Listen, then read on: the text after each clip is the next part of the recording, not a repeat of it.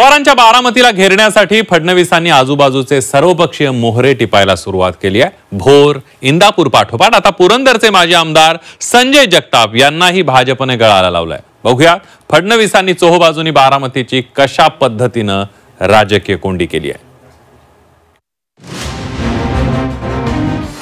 फडणवीसांनी केली बारामतीकरांची कोंडी। भोर, इंदापूर पाठोपाठ पुरंदरचा मोहरा भाजपच्या गळाला।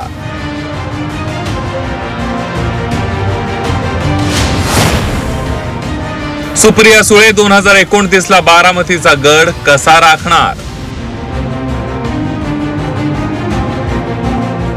खरं तर 2029च्या लोकसभा निवडणुकीला अजून बराच अवकाश आहे। मात्र त्याआधीच भाजपकडून बारामतीत शरद पवारांची चोहोबाजूंनी राजकीय कोंडी करणं सुरू आहे। आधी भोरचे संग्राम थोपटे, मग इंदापूरचे प्रवीण माने, आता तर पुरंदरचे काँग्रेसचे माजी आमदार संजय जगतापही भाजपात प्रवेश करते झाले।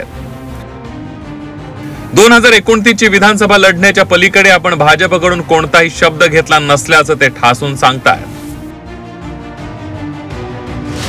सामान्य परिवारातील सदस्य त्यांच्या सर्वसामान्य समस्या आणि मोठ्या प्रमाणावरती स्वतःला सक्षमपणे उभं करण्याचं काम जर कोण करू शकत असेल तर तो भारतीय जनता पक्ष त्या ठिकाणी करू शकतो। आणि म्हणूनच त्या ठिकाणी आम्ही सर्वांनी एकत्रितपणे मोठ्या मंथनातनं त्या ठिकाणी भारतीय जनता पक्षाच्या परिवारामध्ये जाण्याचा त्या ठिकाणी निर्णय घेतला उद्याच्या 16 तारखेला।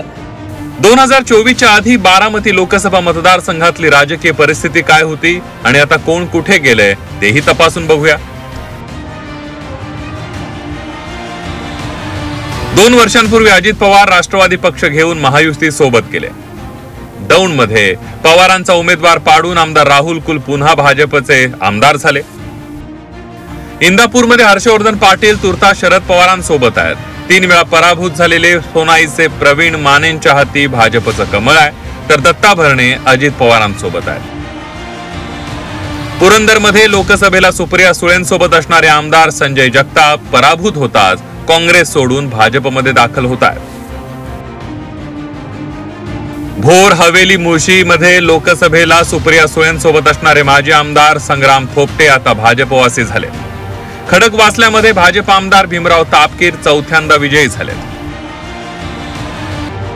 थोडक्यात काय तर आज मितीला बारामती लोकसभा मतदारसंघातील 6ही आमदार हे महायुती सोबत तर आहेतच, पण पराभूत झालेले आमदारही आता भाजप सोबत गेल्यानं सुप्रिया सुळे यांच्यासाठी 2029 ची राजकीय लढाई आतापासूनच बिकट बनली आहे।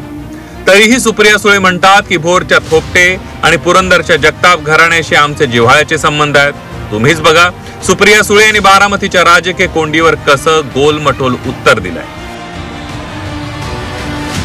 संजय जगताप असतील किंवा संग्राम थोपटे असतील, राहुल कुल असतील, प्रवीण असतील, हे सगळे त्यांच्याबरोबर माझे 5 दशकाचे कौटुंबिक संबंध कालही होते, आजही आहे। त्यांचे सगळ्यांची माझं तर नातं अतिशय प्रेमाचं आहे, कारण का आमचे कौटुंबिक संबंध राहिले। पण हे सगळे कधी ना कधी काँग्रेसमध्ये होते, आज ते सगळे भारतीय जनता पक्षात आहेत। खरं तर बारामतीचा पवारांचा राजकीय गड सर करणं हे भाजपसाठी नेहमीच अधुरं स्वप्न राहिलंय। कारण 2024च्या निवडणुकीत अजितदादांना सोबत घेऊनही सुप्रिया सुळे 1.5 लाखांवर मताने निवडून आल्या। मात्र तेव्हाची परिस्थिती वेगळी होती। 2024 ची बारामतीची लढाई सुप्रियाताईंनी मोठ्या फरकाने जिंकली, कारण घर फुटल्यामुळे सहानुभूतीची लाट ही त्यांच्यासोबत तर होतीच, आणि शिवाय भोर आणि पुरंदर या 2 तालुक्यातले काँग्रेसचे आमदारही त्यांच्यासोबत होते। पण आता हे दोन्ही माजी आमदार भाजपने आपल्या गळाला लावलेले आहेत, त्यामुळे 29 ची लढाई सुप्रियाताईसाठीच म्हणजेच बारामतीकरांसाठी अजिबात सोपी असणार नाहीये। दरम्यान परवाच्या माळेगाव कारखाना निवडणुकीतही भाजपच्या तावरे कंपनीनं अजितदादांविरोधात पॅनल टाकून बारामतीकरांची राजकीय कोंडी केली। त्यांना फडणवीसांच्या आतून फूस असल्याचंही खासगीत बोललं गेलं। मात्र अजितदादांनी सर्व फंडे वापरत भाजपचा चंचू प्रवेश कसाबसा रोखून धरला खरा। मात्र 2029 ला बारामतीच्या पवारांची राजकीय कोंडी करण्यासाठी फडणवीस आतापासूनच कामाला लागलेत हेही तितकंच खरं, कारण त्याशिवाय का भाजपने महायुतीचे आमदार असलेल्या भोर आणि पुरंदर मधल्या 2 माजी आमदारांना आतापासूनच गळाला लावून ठेवलंय। चंद्रकांत फुंदे, झी 24 तास, पुणे।